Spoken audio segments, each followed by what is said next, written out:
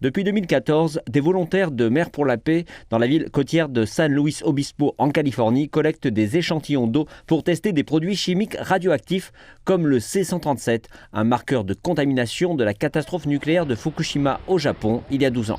Les résultats montrent une augmentation progressive des niveaux de C-137 au fil des ans avec un pic observé en 2018, suscitant des inquiétudes parmi les écologistes quant à l'impact à long terme de la décision du Japon de commencer à rejeter des eaux usées radioactives dans l'océan.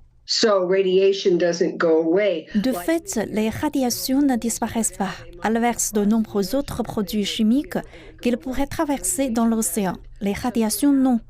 Vous avez des animaux comme le thon rouge qui traversent tout l'océan Pacifique.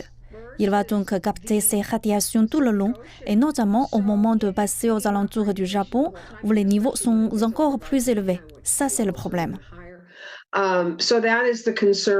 Le gouvernement japonais et l'exploitant de l'usine TEPCO ont affirmé tous deux que l'eau rejetée serait diluée avec de grandes quantités d'eau de mer et que sa radioactivité serait bien inférieure à la limite légale.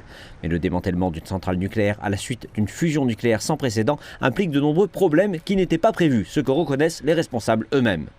Nous ne pouvons pas dire ce qui se passera dans 30 ans.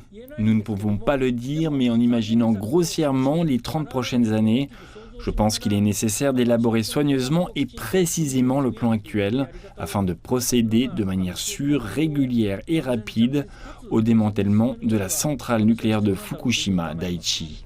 Ce que l'on sait du traitement des déchets nucléaires, c'est que la majeure partie de la radioactivité peut être éliminée de l'eau, mais plusieurs produits chimiques comme le tritium ne peuvent pas être séparés et de faibles niveaux de certains radionucléides subsistent toujours.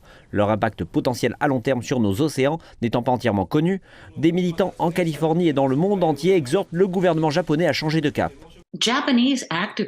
Des militants japonais me disent qu'il y a encore de la place pour plus de réservoirs pour stocker l'eau. TEPCO et le gouvernement ne veulent tout simplement plus dépenser d'argent. Jusqu'à présent, les appels au gouvernement japonais sont restés lettre morte, ce qui, selon les militants, est en grande partie dû au manque de pression internationale.